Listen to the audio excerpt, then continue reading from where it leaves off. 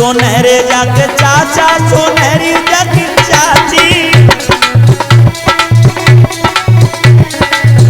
लाला सोनहरो परिवार मेरे लल्ला को, सोनहरो परिवार मेरे लाला को।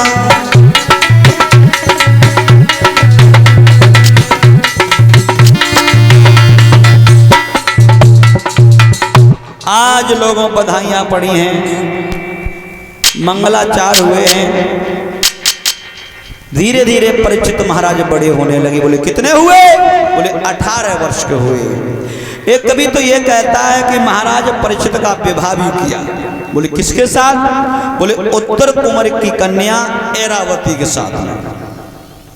एक कवि ये कहता है कि एक बार अर्जुन और वासुक में बहस हो गई, हार गए हैं। जब वासुक महाराज की बिटिया थी नवलदे, तो नवलदे का विवाह महाराज परीक्षित जी के साथ में हुआ।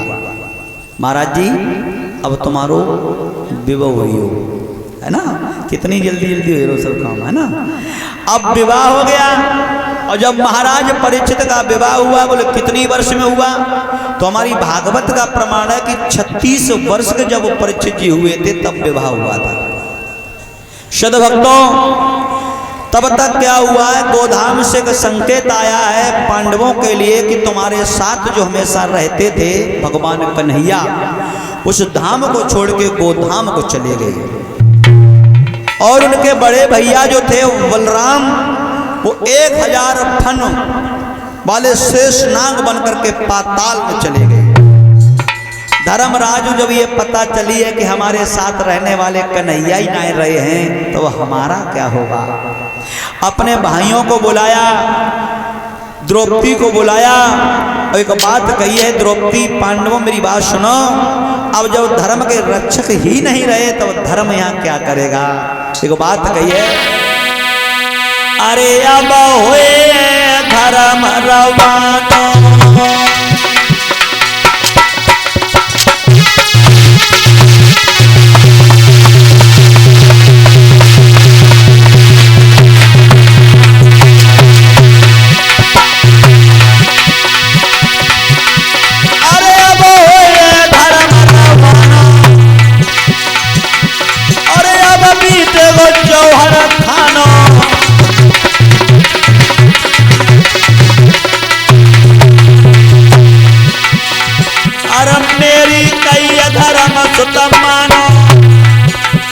और ये न लगे है नाय ठिकाना।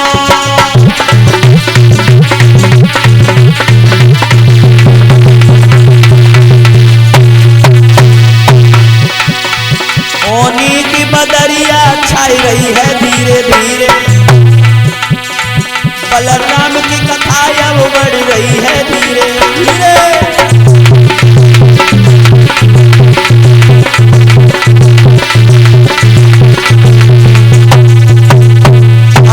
सभी पांडव तैयार हुए हिमालय की तलहटी में गलने के लिए।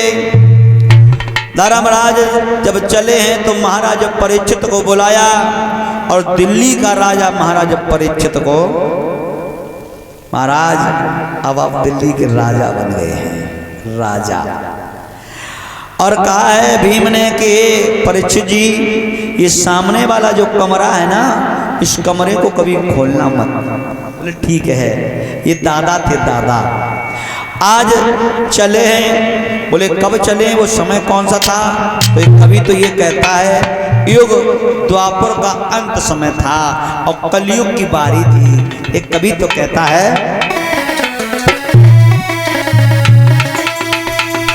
कि द्वापर का अंत समय था वो, कलयुग की बारी आई थी, कलयुग की बारी आई थी।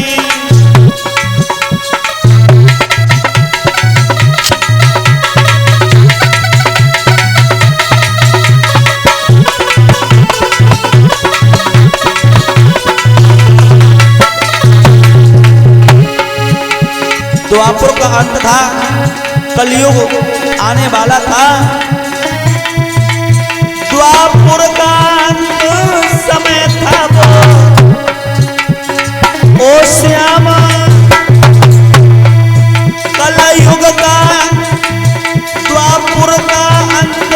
समय था वो कलयुग की बारी, आई थी कलयुग की बारी, आई थी।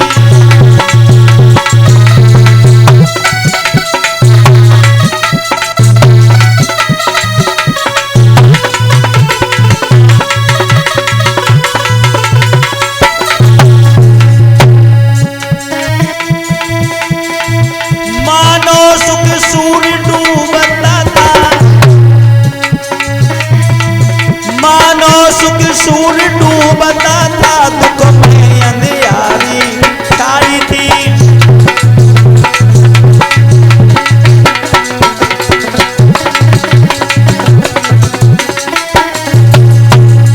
आज लोगों आगे आगे महाराज धर्मराज जा रहे हैं, युधिष्ठिर उनके पीछे जा रहे हैं गदाधारी भीम, उनके पीछे जा रहे हैं गांडीवधारी अर्जुन, उनके पीछे जा रहे हैं नकुल सहदेव, और सबसे पीछे जा रही हैं पांचाली द्रौपदी। और देखो हिमालय में सबसे पहले गलना शुरू अगर हुआ है तो सबसे पहले गली है द्रौपदी। माताओं, ये द्रौपदी क्यों गली? और जब द्रौपदी गली है तो कोई और नहीं, भीम बोले भैया भाभी गलने लगी। तो भीम कह रहे हैं वो तो गलेगी। अरे द्रौपदी को तो गलना जरूरी है, क्योंकि द्रौपदी ने ही महाभारत का युद्ध, द्रौपदी को अपनी सुंदरता पर, अपने यौवन पे बहुत बड़ा घमंड था। द्रौपदी तो गलेगी। आज लोगों द्रौपदी गल गई, नकुल सहदेव गल गए, गांडीवधारी अर्जुन गल गए, गदाधारी भीम गल गए, धर्मराज युधिष्ठिर का पैर का अंगूठा गला। बोले क्यों? कि धर्मराज कभी झूठ नहीं बोलते थे। कुरुक्षेत्र के मैदान में एक बार झूठ बोल गए हैं, जब अश्वत्थामा नाम का हाथी मारा गया। द्रोणाचार्य पहुंच रहे हैं, बेटा क्या अश्वत्थामा मारा गया? धर्मराज ने कहा हाँ गुरुजी, अश्वत्थामा मारा गया। नर या कुंजर, कुंजर शब्द नहीं निकल पाया, भगवान कन्हैया ने शंख फूंक दिया, ये दोष लगा। लेकिन विद्वानों एक बात और मिलती है महात्मा जी, कि धर्मराज एक बार और झूठ बोले हैं। बोले कब? जब विराट नरेश कमल नयन के यहाँ जब गए थे अज्ञातवास में, तो अपने अपने भेष बदल के गए थे। लेकिन परीक्षित जी यहाँ एक बात आ रही है, झूठ बोलना पाप है ना? लेकिन कुछ ऐसी जगह हैं जहाँ झूठ बोलने से हमें आपको पाप नहीं लगता। बोले कौन सी जगह? तुम्हारे झूठ बोलने से अगर किसी की जान बच रही हो, झूठ बोल लो, कोई दोष नहीं। तुम्हारे झूठ बोलने से अगर किसी की बिटिया की शादी अच्छे घर में हो रही है तो झूठ बोल दो, कोई दोष ना है। लोगों आज हिमालय की तलहटी में सभी पांडव गल गए और परीक्षित का राज तिलक हुआ है, भीमाश्वत का निर्वाध हुआ। गंधारी, कुंती, विदुर, अंधराज, धृतराष्ट्र व्यास भगवान के आश्रम के लिए चले गए। दिल्ली के राजा बने हैं महाराज परीक्षित। और जब राजा बन गए हैं तो राजाओं की एक शौक होती है शिकार खेलने की। महाराज परीक्षित ने घोड़ा तैयार किया है और मंत्री को याद किया, मंत्री साहब, ओ मंत्री साहब, कहा होगा तुम्हें? चलो चलते हैं। बोले कहाँ? बोले चलेंगे या शिकार खेलने के लिए। महाराज परीक्षित ने घोड़ा तैयार किया है और घोड़ा तैयार कर करके आज महाराज परीक्षित शिकार खेलने के लिए चले हैं। एक कवि तो कहता है प्यारे,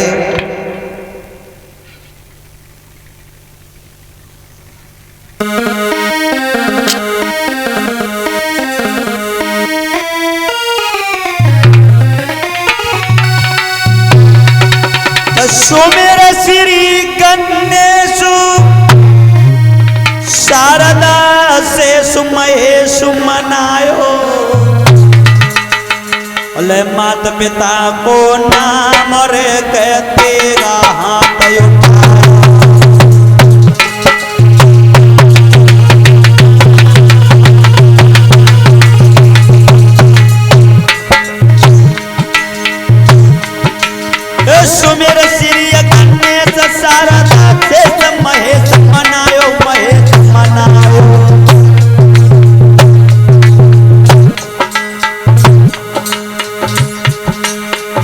सुमिरण करके माता पिता को तेगा हाथ उठायो।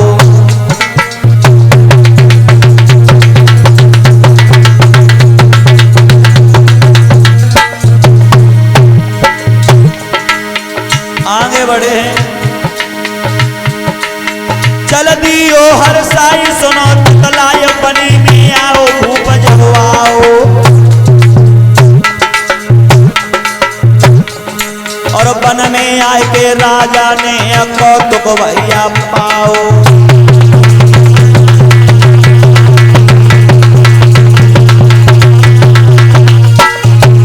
महाराज परीक्षित जिसमें जंगल में पहुंचे हैं तो महाराज परीक्षित का वो सफेद घोड़ा की काली काली आंखें मानो आलिंगन कर रही हो। जरा सा पत्ता हिलता है तो सफेद घोड़े के दोनों कान सतर्क मानो कहीं से शिकार आ रहा हो।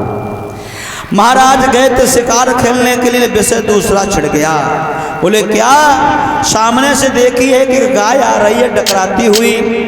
अब वो गाय, अरे भैया गाय क्या थी?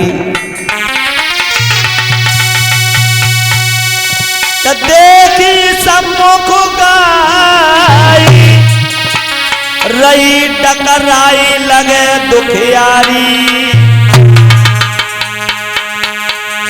और खेलत हाथे शिकार रे जब ने नजर घुमाई।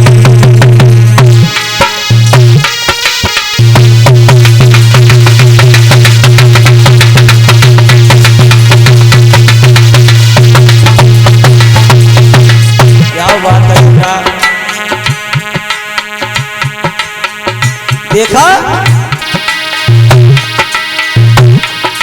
जब डर से कपे शरीर एक फिर के पड़ो पिछाड़ी के पड़ो पिछाड़ी।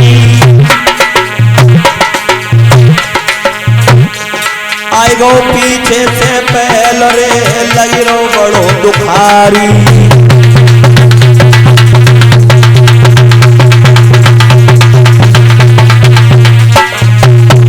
आज वो गाय मानव की भाषा में बात करके कह रही है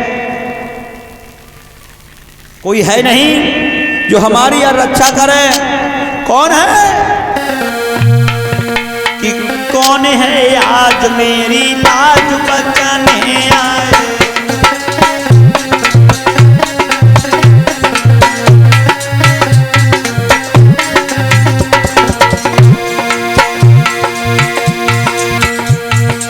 कौन है आज मेरी लाज बचाने आए। धर्म के नाम पे बलिदान चढ़ाने आए।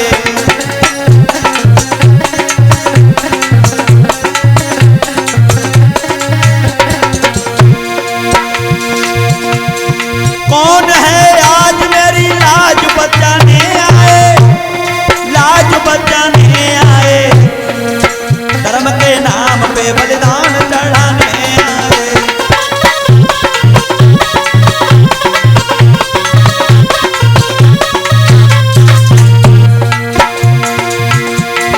जात की देश की मर्याद निभाने आए। मर्याद निभाने आए। और डूबती नाव को जो पार लगाने आए।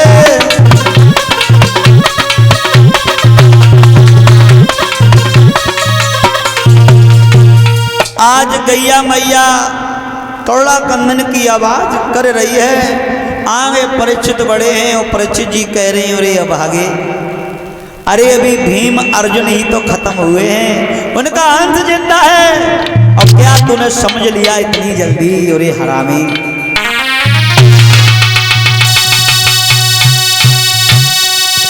क्या समझ लिया इतनी जल्दी? भारत का जमाना बीता है। भारत जिंदा रहे नहीं तो भारत अंश को जीता है।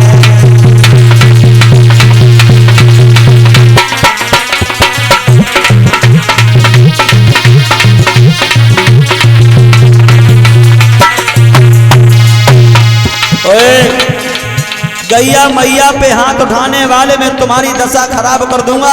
हिम्मत कैसे हुई तुम्हारी? पता नहीं तुम्हें हमारे भारत देश में गैया को मैया का दर्जा दिया गया है। भारत देश में गाय एक माँ है माँ, और तुम माँ पे हाथ चलाते हो हाथ तोड़ देंगे तुम्हारा।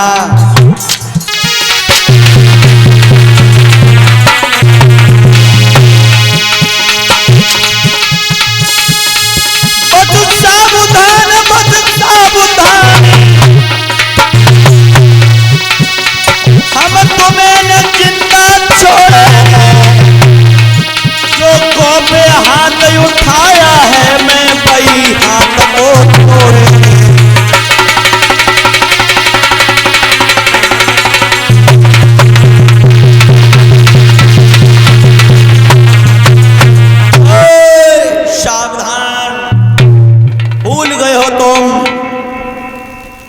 आगे बढ़कर के महाराज परीक्षित ने कलयुग को पकड़ लिया। कौन हो? धर्मराज आगे बढ़े हैं, बैल के रूप में कह रहे हैं प्रभु मैं धर्म हूं। बोले बाजी वाह। बोले ये जो गाय है वो गाय नहीं। बोले कौन है? बोले ये पृथ्वी है। बोले मतलब? बोले पाप ज्यादा बढ़ गया, और जब पाप ज्यादा बढ़ गया तो जहाँ पृथ्वी जाएगी भी धर्म भी जाएगा। बोले ये कौन है? बोले महाराज यही तो कलयुग है। अरे कलयुग के आते आते इतना पाप बढ़ गया जो पृथ्वी कंपन करने लगी। महाराज परीक्षित आगे बढ़े, बोले कलयुग कोई नहीं छोड़ूंगा, मैं मार दूंगा। आगे बढ़े हैं,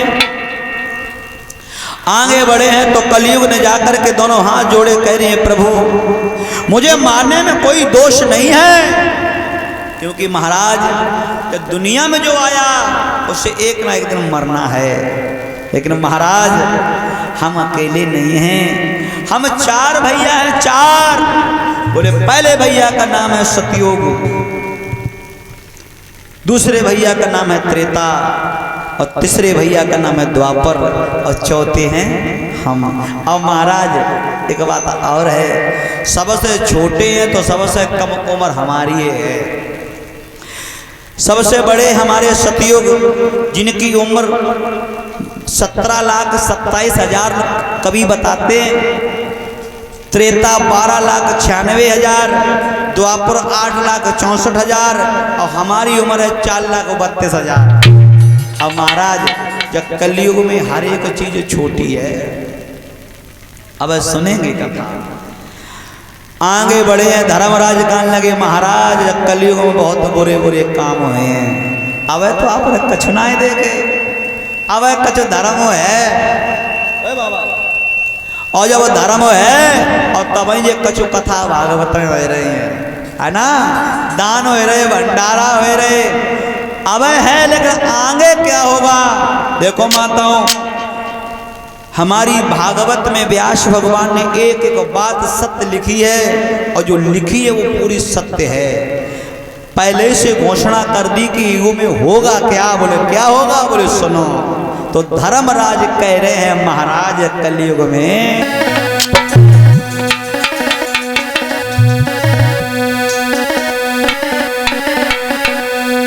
अरे पाप हुए कलयुग में,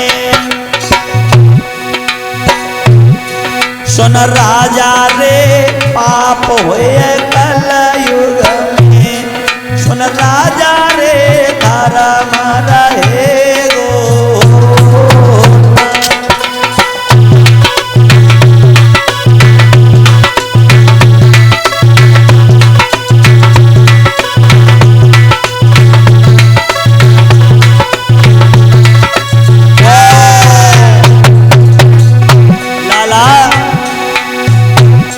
अरे पाप होए कलयुग में, सुन राजा रे पाप होए कलयुग में, सुन राजा रे धर्म रहेगो नाहे।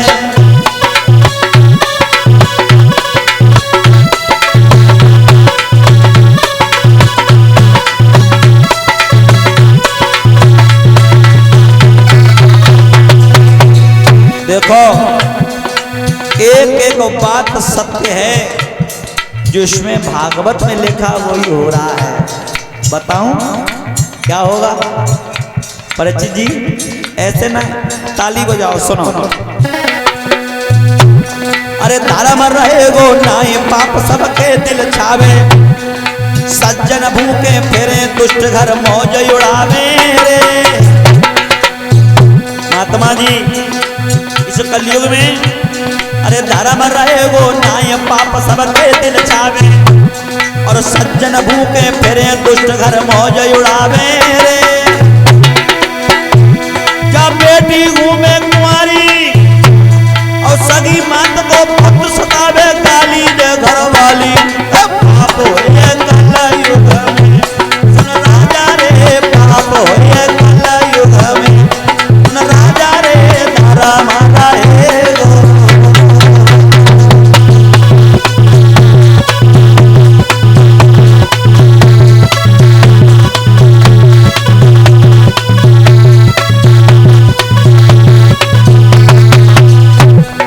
क्या कह रहे हैं धर्मराज? धर्म रहेगो नाय पाप सबके दिल छावे, सज्जन भूखे फिरे दुष्ट घर मौज उड़ावे। जब बेटी घूमे कुंवारी और सगी मात को पुत्र सतावे, गाली दे घर है। और सुनो महाराज, और बड़े बुरे बुरे काम होंगे। बोले क्या? अरे घर की नारी दुखी पुरुष ढूंढे पर नारी, और अपने पति को छोड़ करे जे और से यारी रे। न मंदिर कोई जावे और घर घर ठेका खोले, शराब के दारू नजर दिखावे। पाप है कलयुग में, राजा रे पाप है कलयुग में, राजा रे धर्म रहेगो।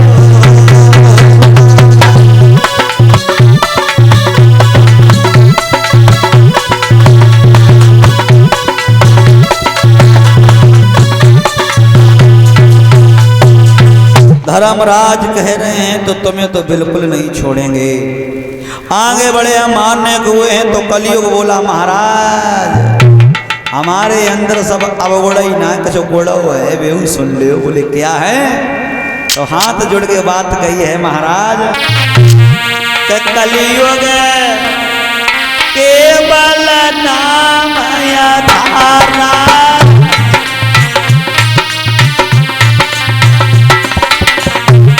बोलो कलयुग केवल नाम आधारा,